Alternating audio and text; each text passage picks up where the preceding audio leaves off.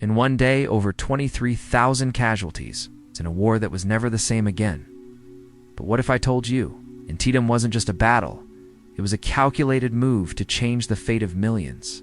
In a single day, the quiet fields of Maryland were turned into a river of blood, as Union and Confederate forces clashed near a sleepy creek called Antietam. But this battle wasn't just about territory, it was a turning point in the soul of a nation. Behind the smoke and carnage, something deeper was unfolding.